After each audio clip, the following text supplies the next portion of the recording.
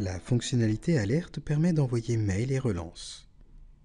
Un widget alerte permet aux acteurs de suivre l'évolution des échéances. La création d'une population, qui ne sera pas vue dans ce tutoriel, permet de déterminer qui sera concerné par le déclenchement des alertes. Configuration d'un événement.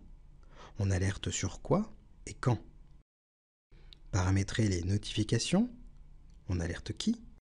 Création des échéances. Quelle est la date limite des actions à mener? Création des alertes et clôture automatique des échéances permet de lancer le départ des alertes. Si dans le paramétrage d'un événement la clôture manuelle est demandée, l'expert doit clôturer l'alerte lorsque l'action est menée. Étape 1. Configuration d'un événement. Dans notre exemple, un expert souhaite paramétrer un événement en s'appuyant sur la date d'entrée du collaborateur. Les caractéristiques de l'événement permettent d'indiquer la nature de l'événement modèle, libellé, description, population concernée, état, qui pour l'instant doit rester en brouillon, nous y reviendrons plus tard, et la date de déclencheur, ici la date d'entrée. La date d'échéance sera dans notre exemple 3 mois après la date de déclenchement. Ensuite, les alertes seront planifiées 4 semaines, 2 semaines, 1 semaine avant la date d'échéance. Enfin, la clôture sera manuelle, afin de permettre à l'expert de faire la clôture lorsque l'action aura été menée. Étape 2. Paramétrer les notifications. Cette étape permet d'indiquer pour chaque seuil, création, échéance et alerte, qui doit être prévenu et si un mail doit être envoyé.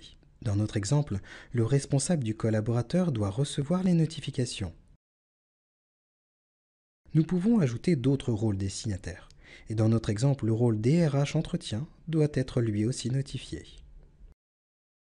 Le mail choisi doit correspondre obligatoirement à l'étape de l'alerte. Un indicateur visuel permet de voir le nombre de rôles notifiés pour chaque seuil. Étape 3. Création des échéances. Étape pilotée exclusivement par ADP. Cette étape permet de confirmer le paramétrage d'un événement, l'étape 1. Il est conseillé de planifier ce traitement en simulation. Ainsi, lorsque ce traitement sera terminé, il sera possible de consulter les résultats d'une création d'échéance simulée depuis le log. Après validation de ce contrôle, il faut revenir dans le paramétrage de l'événement afin de changer le statut. Le statut brouillon sert pour les simulations. Le statut actif sert pour la création réelle des échéances. Le statut inactif exclura l'événement des simulations et création réelle. La planification de ce traitement en réel peut être faite de manière unique ou périodique. En fonction de la fréquence du traitement, il sera toujours possible de consulter les résultats produits depuis le log. Enfin, depuis le point de menu Alerte liste des échéances, les rôles notifiés et experts peuvent à tout moment consulter les échéances créées. Étape 4. Création des alertes et clôture automatique des échéances. Étape exclusivement pilotée par ADP. Cette étape s'appuie sur le paramétrage des notifications. L'étape 2. Il est de nouveau conseillé de planifier ce traitement en simulation. Ainsi, lorsque ce traitement sera terminé, il sera possible de consulter les résultats d'une création des alertes. Après validation de ce contrôle, la planification de ce traitement en réel peut être faite de manière unique ou périodique. En fonction de la fréquence du traitement, il sera toujours possible de consulter les résultats produits depuis le log. Depuis le point de menu Alerte liste des échéances, les rôles notifiés et experts peuvent à tout moment consulter les statuts d'avancement des alertes.